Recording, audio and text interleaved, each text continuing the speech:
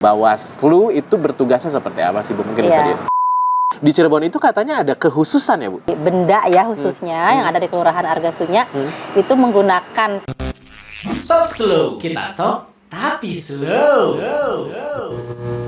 Yes, ketemu lagi di Talk Slow. Kita talk tapi slow dan kita seperti biasa lah bakal ngobrolin hal-hal yang lagi viral, yang lagi rame, yang lagi banyak diperbincangkan. Dan kalau masa-masa sekarang yang lagi rame, yang lagi banyak diperbincangkan adalah pemilu. Pemilihan umum 2024 yang tinggal beberapa bulan lagi dan sekarang sudah masuk ke masa-masa kampanye. Biar lebih jelas, biar lebih detail lagi sahabat Pilar, kita langsung aja ngobrol-ngobrol dengan salah satu hal yang mungkin detail-detailnya tuh bakal dikupas secara tuntas sahabat Pilar ya. Kita akan ngobrol-ngobrol langsung dengan Ketua Bawaslu Kota Cirebon, Ibu Devi Siti Sihatul Afia. Selamat siang Ibu. Siang Mas Dika. Apa kabar? Alhamdulillah baik.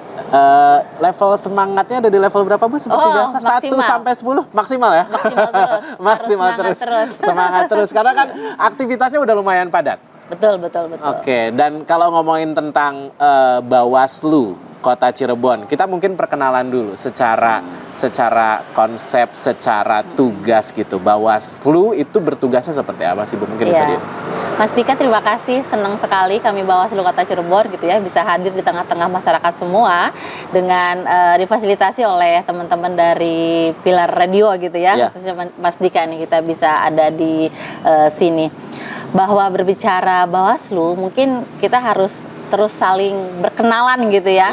Biar kalau udah kenal sayangnya dapat gitu kan. Nah itu, tak kenal maka tak sayang, pepatah lama masih tetap gitu berlaku ya Bu ya? Iya, itu nggak hanya secara personal, secara kelembagaan pun harus seperti itu gitu ya. Apalagi Bawaslu itu semangatnya adalah masyarakat menjadi bagian kesatuan dengan Bawaslu gitu ya dalam proses pengawasan di kepemiluan ini. Nah, jadi Bawaslu Kota Cirebon itu kita punya 3 komisioner gitu ya. Kebetulan saya diberi amanah sebagai ketua di Bawaslu Kota Cirebon dan saya punya rekan-rekan pimpinan lainnya yaitu Pak Johar dan juga Pak Fazri. Nah, secara struktur kita punya struktur di tingkat kecamatan sampai juga tingkat pengawas kelurahan. Gitu ya. Mungkin teman-teman sering mendengar juga PKD, pengawas kelurahan desa itu sama saja gitu ya. Iya, betul. Jadi kita setiap kecamatan itu memiliki 3 komisioner sama kayak di tingkat kota. Dan kemudian untuk kelurahannya per kelurahan 1 orang. Per kelurahan 1 orang. Jadi kita punya 22 perangkat pengawas kelurahan sesuai dengan 22 kelurahan yang ada di Kota Cirebon. Nah, nanti nih boleh bersiap-siap Bapak Ibu semua, teman-teman semua pendengar setia Radio Pilar bahwa mungkin Desember akhir gitu ya diperkirakan kita akan merekrut struktur pengawas di tingkat TPS-nya. Paling dasar itu paling grassroots struktur pengawasnya adalah pengawas TPS atau PTPS, betul. Namanya PTPS. Nanti sebanyak TPS kita akan rekrut yaitu 1026 TPS, maka 1026 kita akan merekrut pengawas TPS. Nah, itu secara struktur ya. Betul. Nah, secara fungsi teman-teman semua mudah mengenal kita. CAT, cegah, awasi, tindak. Itu fungsi kita. Ada 3 fungsi. Betul. Mencegah, kemudian mengawasi, dan juga menindak. Betul. Oke, CAT tadi ya. Untuk mencegah dulu deh, mungkin bisa didetailin. Betul. Nah, dalam tahapan kepemiluan ini gitu ya, kita sudah memang bekerja secara undang-undang itu 20 bulan sebelum hari H. Hari H itu kan tanggal 14 Februari ya. Betul. Nah, 14 Februari 2024 karena pendengarnya banyak juga anak muda nih. Jadi jangan cuman merayakan sebagai hari kasih sayang aja. Tapi juga hari kasih suara. Jadi nggak cuma hari kasih sayang 14 Februari 2024, tapi juga hari kasih suara. Betul, kayak begitu. Terus kemudian tadi ya berbicara fungsi kita di pencegahan. Nah, kita bekerja sama lintas sektoral atau multi stakeholder ya. Tentunya siapa aja di dalamnya? Ada peserta pemilu, Mas. Peserta pemilu itu ada partai politik. Ada para bacalegnya. Dan juga sudah ditetapkan pasangan calon presiden dan wakil presiden kan. Nah, itu namanya peserta pemilu. Kita selalu memberikan imbauan. Nah, itu masuk dalam aspek pencegahan. Bahwa dalam setiap tahapan kegiatan pemilu gitu ya. Misalkan hari ini nih yang paling teman-teman mungkin sudah sering mendengarnya tahapan kampanye gitu ya. Kan kita punya 11 tahapan, Mas. Nah, sekarang masuk di tahapan kampanye. Bawaslu memastikan gitu ya bahwa peserta politik, peserta pemilu tadi yang saya sampaikan itu harus taat norma. Jadi kita keluarkan surat imbauan, memastikan bahwa para peserta kampanye ini harus mematuhi norma yang ada. Misalkan salah satu normanya tidak boleh berkampanye di tempat ibadah. Tempat ibadah, Kan nggak cuma masjid kan, banyak tempat ibadah lainnya. Itu salah satu contoh. Jadi kita keluarkan surat imbauan. Nah itu sebagai bentuk pencegahan. Okay. Nah terus kita kepada Pemda. Ini kan yang memiliki basis ASN, aparatur sipil negara. Itu kan jelas ya dalam Undang-Undang Pemilu nomor 7 tahun 2017 bahwa salah satu unsurnya yaitu ASN tidak boleh terlibat dalam kegiatan partai politik. Nah, maka kami beri imbauan kepada Pemda untuk memastikan jajarannya yang ASN tidak terlibat dalam politik. Gitu. Nah, itu bentuk imbauannya. Jadi bisa dalam bentuk surat, dalam bentuk koordinasi dengan para pihak tadi stakeholder, ada kepolisian, TNI. Kita juga alhamdulillah sangat terbangun dengan baik gitu ya kemitraan kami semua dengan Pemda, TNI, Polri dan semua unsur-unsur lainnya yang berkepentingan dalam proses pemilu ini. Nah itu pencegahan seperti itu. Terakhir berarti kan tindakan. Kita pengawasan dulu yang kedua. Pengawasan dulu. Kan ya. Awasin nih, awasi. Ya. Yang diawasi betul. Jadi dalam konteks pencegahan gitu ya, kita memastikan tidak ada potensi-potensi pelanggaran terjadi sehingga kita tadi ya menyurati dalam bentuk imbauan, menyampaikan koordinasi-koordinasi secara horizontal gitu ya. Nah, setelah itu kita lakukan pengawasannya, Mas. Nah, setelah tadi kita imbau, nih peserta pemilu melakukan aktivitasnya kan. Misalkan hari ini kegiatan kampanye kan. Nah, kampanye kita sudah mulai sejak tanggal 28 November. 28 November 2023 kemarin. Betul. Ya. Dan itu berlangsung selama 75 hari. Sampai dengan 10 Februari 2024. Jadi nanti kan ada masa tenang. Tanggal 11, 12, 13 Februari itu masa tenang. Nggak boleh ada kegiatan politik. 14 Februarinya baru hari kasih suara. Kan kayak gitu. Nah kita prosesnya tuh diawasi gitu ya, pengawasan. Setelah itu kalau sudah diawasi, terus kita sampaikan tadi gitu ya terkait pencegahan dan masih melakukan pelanggaran, maka yang T terakhir itu tindakan.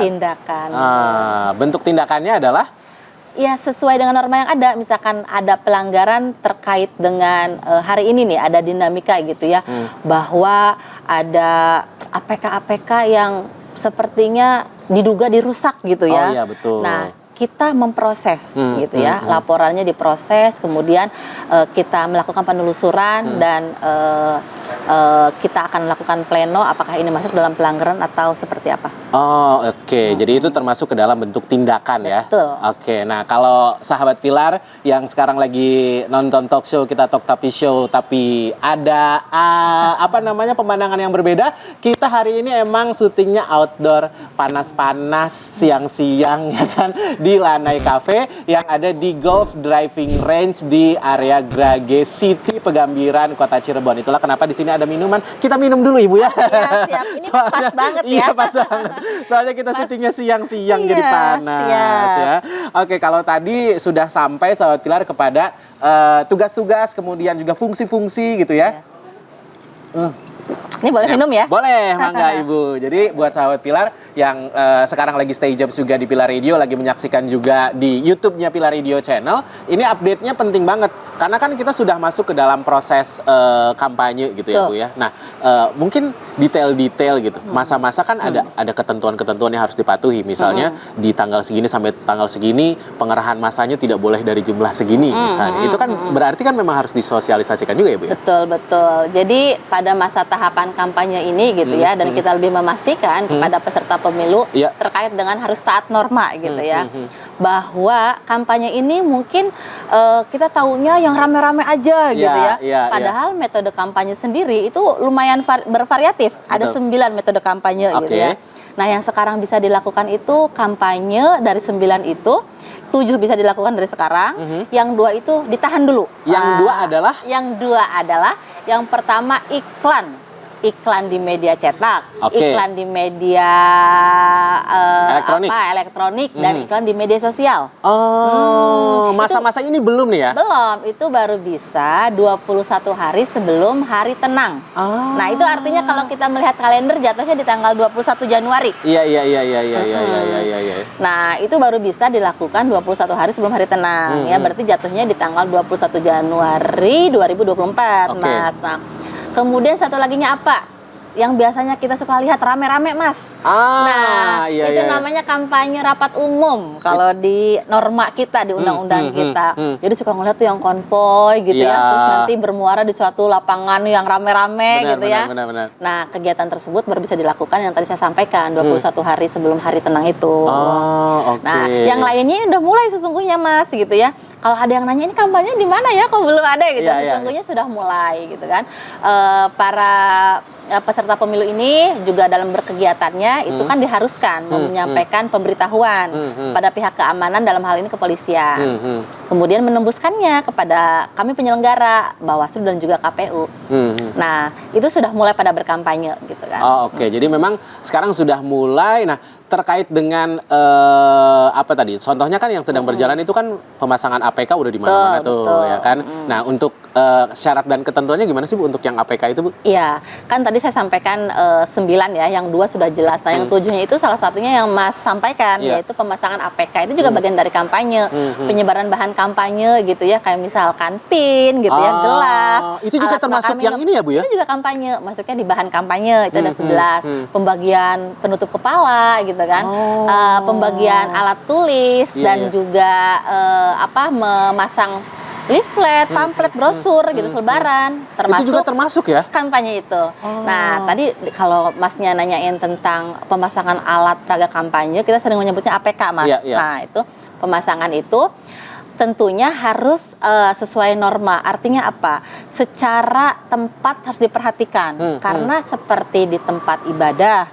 di rumah sakit atau fasilitas kesehatan, di tempat pemerintah gitu ya, atau juga misalkan di pohon, di listrik, itu sebenarnya nggak boleh juga gitu. Oh, sebenarnya nggak boleh? Nggak boleh, karena itu kan kita harus menjaga ekosistem juga kan, keselamatan ekosistem. Di pohon itu nggak boleh? Nggak boleh, nggak boleh disakitin. Pohon iya. memberi hal positif oksigen ke kita, tapi kitanya tidak menyakiti menyakiti pohon gitu, nggak boleh ya. Jadi boleh saling mengingatkan kepada ya para peserta pemilu, kepada yang memasangnya. Kadang yang memasang ini bukan peserta pemilu langsung gitu, Mas, dia tim suksesnya gitu ya, atau misalkan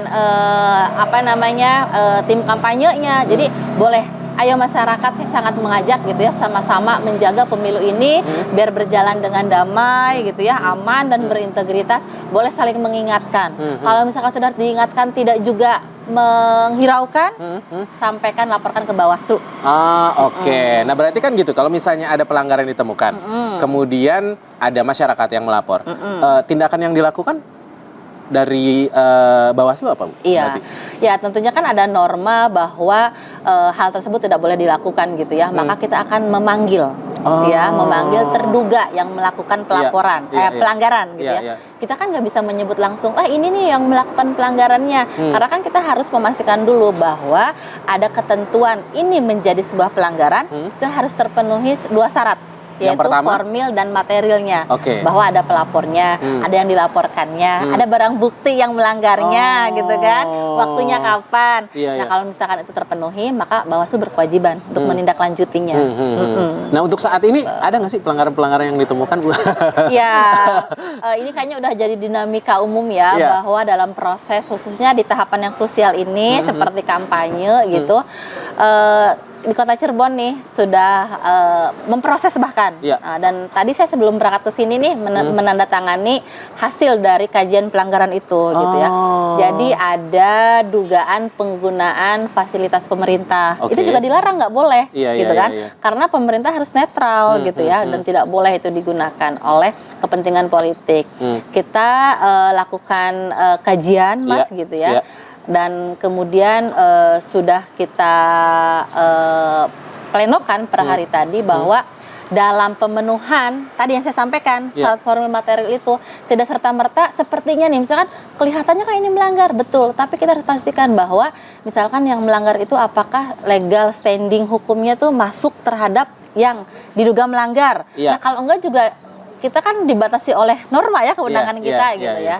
Nah, itu tadi sudah diputuskan, kita akan memberikan imbauan bahwa hal tersebut kepada para pihak, misalkan dalam hal ini itu kan aset pemerintah, Ya. siapa yang bertanggung jawabnya gitu ya. Dalam hal ini yang kita tangani itu pihak kecamatan, kita berimbauan bahwa untuk memastikan dan bertanggung jawab atas aset pemerintah dan itu tidak boleh digunakan oleh kegiatan politik. Terus kepada peserta pemilunya kita pastikan bahwa peserta pemilu harus bertanggung jawab serta mengawasi para tim suksesnya gitu Iya, yang tadi saya iya. sampaikan. Kadang Iya. mereka nggak tahu gitu kan. Itu harus taat norma dan tidak boleh melakukan hal-hal yang melanggar seperti tadi menggunakan fasilitas pemerintah gitu ya. Oh, Seperti iya. itu. Jadi kita Betul, sudah betul, betul. keluarkan surat imbauan itu. Jadi dalam kalau konteks yang penanggulangan. sekarang sedang viral nih di hari kita syuting itu tentang tadi tuh adanya penggunaan kendaraan dalam tanda kutip berplat merah gitu ya di beberapa berita gitu. Nah, untuk logistik Bu termasuk pengawasannya gimana Bu? Ya, nah logistik teman-teman semua kita juga. Jadi kita itu dalam dalam waktu yang sama bisa mengawasi banyak tahapan gitu ya. Tadi ada tahapan kampanye. Ini juga kita bersamaan mengawasi tahapan logistik Nah, gitu itu kan. juga kan termasuk yang item yang sangat-sangat vital Bu. Betul, sangat vital sekali. Jadi teman-teman kita punya pengalaman kurang baik di pemilu sebelumnya di tahun 2019. Ya. Kita kehilangan 1 kotak suara Pilpres. Nah, tapi alhamdulillah atas kerja keras teman-teman Bawaslu pada saat itu, terus juga pihak kepolisian gitu ya, dan para pihak lainnya, bagaimana memastikan ini tidak menjadi pelanggaran. Jadi yang tadi hilang itu kita pastikan menjadi ada kembali gitu ya, dengan segala cara yang memang tidak menyalahi norma gitu ya. Terus kita panggil kembali para pemilih gitu ya, dan alhamdulillah itu lancar sehingga itu tidak menjadi pelanggaran. Ada juga dalam logistik itu kemarin kerawanannya bagaimana surat suara antar dapil gitu ya. Jadi kan kalau kita kemarin tuh pemilu 2019 punya 3 dapil. Nah, ini informasi juga nih. Kalau pemilu sekarang kita berubah, punya penambahan dapil menjadi 5. Jadi 5 dapil? 5 dapil. Jadi 5 dapil ini saya sebutin dulu ya, boleh. sambil menyampaikan yang logistik. Dapil pertama itu di Pekalipan Kejaksan. Oke. Nah, dapil kedua di Lemah Hungkuk. Dapil ketiga itu Harjamukti terpecah menjadi 2 dapil gitu ya. Oke. Jadi dibagi per kelurahan. Nah, dapil 3-nya itu Kelurahan Argasunya Kalijaga. Dapil 4-nya Kecapi Harjamukti Larangan. Nah, dapil 5-nya Kesambi. Kecamatan Kesambi gitu. Jadi kemarin tuh ada kerawanan surat suara. Jadi kan per dapil itu misalkan dapil 1 itu bacalegnya adalah ABCD misalkan. Dapil 2 bacalegnya pasti EFGH gitu kan. Nah, itu kan kemudian menjadi masalah gitu ya, karena bukan dapilnya. Nah, itu agak kerawanan kemarin. Maka pengawas dalam hal ini Bawaslu dan teman-teman Panwaslu kecamatan juga kita kerahkan untuk melakukan pengawasan logistik di gudang KPU. Memastikan tepat jumlah dan tepat sasaran. Jangan sehingga sampai salah gitu ya Bu ya. Ini siapa yang mau saya pilih kok kayaknya nggak ada di nama gitu ya. Iya. Jadi itu tingkatan-tingkatan pengawasan yang ternyata sampai ke logistik pun diawasi gitu. Betul. Bahkan nanti besok kita itu akan mengawasi ke gudangnya, ke gudang pembuatan. Kalau tadi kan gudang penyimpanan ya di KPU Kota Cirebon. Kita akan ke Semarang memastikan bahwa proses percetakan surat suara itu tadi gitu ya, sesuai dengan aturan yang ada. Tepat jumlah, tepat kualitas gitu ya, tepat sasaran. Besok kita ke Semarang dan akan mengawal sampai proses pengiriman barang dari Semarang, khususnya di Bawen lebih tepatnya, sampai ke gudang KPU Kota Cirebon. Mohon doanya, mohon supportnya lancar semua. Habis shoot ini besok langsung ke Semarang, luar biasa sekali. Itu kan berarti kan, tapi kita sekarang juga nggak bisa lepas dari yang namanya media sosial, Bu. Betul. Nah, apakah media sosial juga termasuk kewenangan dari Bawaslu untuk mengawasinya, atau seperti apa? Ya, betul. Jadi di norma pemilu, khususnya di PKPU gitu ya. Jadi kita kan memiliki norma yang utama yaitu Undang-Undang Pemilu ya, Undang-Undang 7 2017. Kemudian ada turunannya peraturan KPU atau PKPU dan juga peraturan Bawaslu atau Perbawaslu. Nah, bahwa diatur dalam norma tersebut itu peserta pemilu itu diberi hak, diberi kewenangan memiliki media sosial untuk berkampanye di media sosial gitu ya. Setiap peserta pemilu itu diberi akses 20 akun per medsos. Maksimal. Ternyata detail ya, Bu? Detail, sama sedetail itu. Jadi kita bisa sama-sama mengawasi bahwa secara konten para peserta pemilu tidak boleh melakukan hasutan, ujaran kebencian, black campaign, mempermasalahkan dasar negara. Seperti itu. Itu harus dipastikan bahwa itu adalah pelanggaran. Iya. Oke. Nah, berarti kan masyarakat bisa mengawasi secara langsung. Nah, tindak lanjut dari bentuk pengawasan langsung dan peran aktif dari masyarakat itu bisa disalurkan seperti apa? Misalnya melaporkannya caranya kayak gimana? Akses dari masyarakat untuk bisa mendapatkan validasi bahwa saya berhak untuk melaporkan gitu. Tapi di sisi lain mungkin juga ada masyarakat yang, Bu, kalau saya lapor kenapa-napa enggak ya? Iya, betul. Itu kayak gimana sih, Bu, untuk masyarakat yang ingin melaporkan segala macam? Betul. Jadi sebelum saya jawab pertanyaan Mas Dika nih, ada yang sebetulnya amanah besar gitu ya. Pertama dalam undang-undang terkait dengan kepemiluan bahwa kita selaku warga negara gitu ya memiliki kewajiban Mas berpartisipasi, menyukseskan dan terlibat dalam pemilu. Nah, terus kemudian nih kalau saya tarik dalam Mars Bawaslu gitu ya, lagu Bawaslu bahwa bersama rakyat awasi pemilu, bersama Bawaslu tegakkan keadilan pemilu. Jadi kalau saya di forum tuh semangatnya gini, bersama rakyat awasi pemilu, bersama Bawaslu tegakkan keadilan pemilu. Saya pengen ngajak Mas Dika nih, tapi nanti ya. Nah, jadi dalam konteks itu sesungguhnya Bawaslu betul-betul mengajak gitu ya keterlibatan masyarakat gitu ya dalam proses pengawasan atau ikut mensukseskan proses pemilu ini ya, khususnya dalam hal pengawasannya. Nah, tadi kira-kira kemana ya kalau misalkan pengen berpartisipasi melaporkan? Bisa secara online, bisa secara offline. Jadi Bawaslu juga terus melakukan perubahan-perubahan modernisasi mengikuti teknologi gitu ya. Nah, teman-teman semua itu bisa buka aplikasi atau link Sigap Lapor. Sigap Lapor. Gitu ya. Jadi sistem informasi penanganan pelanggaran dan laporan gitu ya. Jadi bisa, kalau misalkan nggak bisa langsung datang ke kantor Bawaslu, Panwaslu-nya kita punya kantor sampai tingkat kecamatan. Jadi pengawas kecamatan itu atau Panwaslu kecamatan memiliki kantornya masing-masing dengan perangkat yang ada gitu ya. Bisa langsung secara offline seperti itu. Kantor Bawaslu itu di Sunyaragi. Nah, jadi buat teman-teman nih kalau lewat Sunyaragi itu langsung aja main ke kantor Bawaslu. Jadi tadi secara online bisa, secara offline bisa. Menghubungi nomor telepon yang tertera di media sosial Bawaslu juga bisa. Jadi memang media pelaporannya disediakan sangat banyak kanalnya gitu ya, termasuk di media online, kemudian offline juga silahkan. Kalau mau telepon juga tersedia di sosial medianya gitu ya. Jadi buat masyarakat nggak perlu takut ya, Bu ya? Iya, tidak perlu takut. Dan saya pastikan ya bahwa memang di norma kami untuk pelapor itu harus dijaga kerahasiaannya. Jadi tenang, insya Allah aman. Tapi ketika Bapak Ibu terlibat melaporkan, justru itu hal yang luar biasa bahwa kita semua teman-teman bahwa sudah berkontribusi terhadap proses pemilu kita, mengawal demokratisasi pemilu ya yang damai, berintegritas.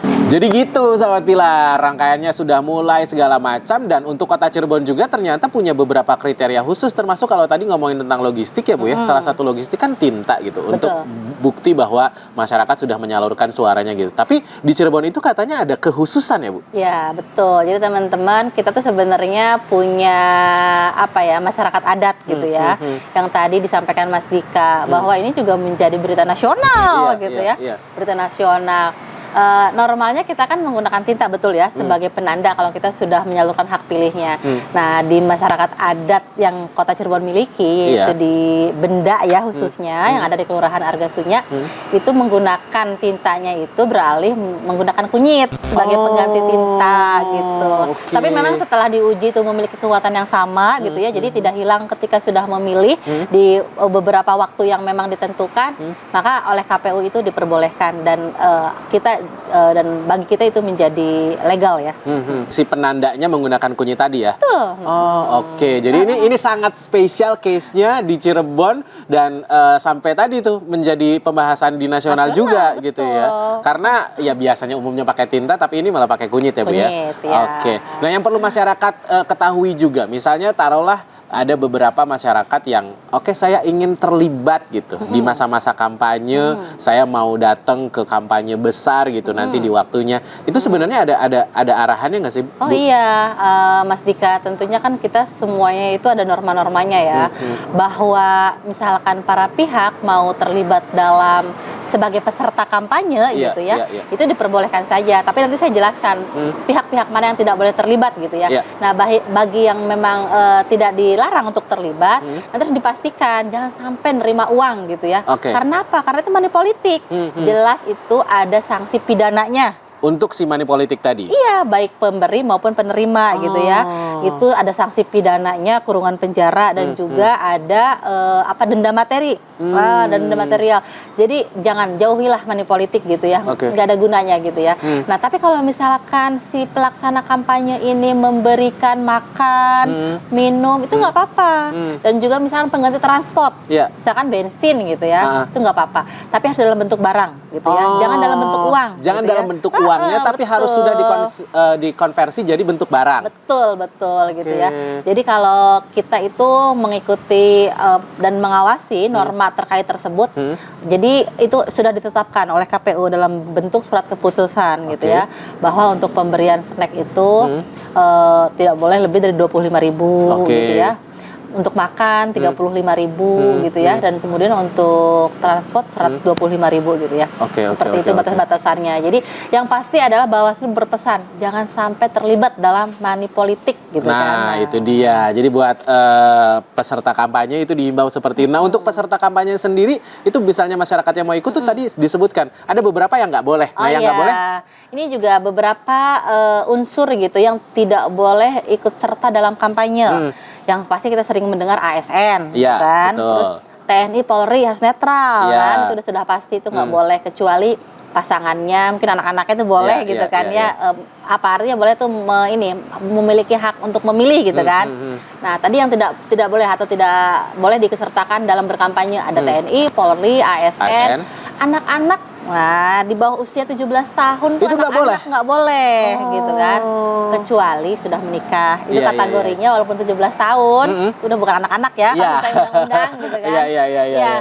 Terus kemudian yang sering kita dengar juga kepala desa juga nggak boleh. Mungkin di Cirebon nggak ada, tapi boleh jadi kan dia ikut menjadi pelaksana ataupun misalkan peserta gitu kan. Itu nggak boleh gitu. Jadi ada kejadian juga di kota Cirebon.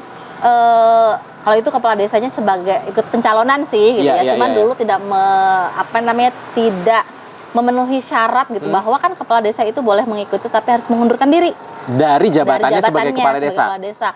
Nah, periode lalu tuh di kita ada proses ada problem itu sehingga kita itu dijadikan pelanggaran pemilu gitu ya. Nah, tapi balik lagi dalam konteks tadi yang tidak boleh ikut serta ya, ada kepala desa juga, terus perangkat desa juga nggak boleh. Termasuk BPD. Badan Permusyawaratan Desanya juga itu tidak boleh ya. Dan ini pejabat, komisaris, pengawas gitu ya, serta karyawan di BUMN dan BUMD.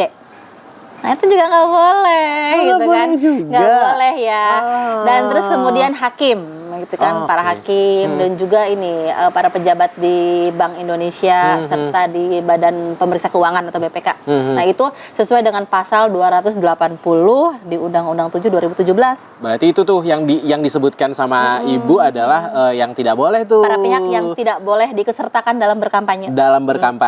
Gitu. Jadi memang sudah detail peraturannya gitu ya, Bu ya. Nah, mungkin Ibu harus tahu juga bahwa Pamdik ini baru 18 tahun. Nggak percaya. Ibu jangan percaya.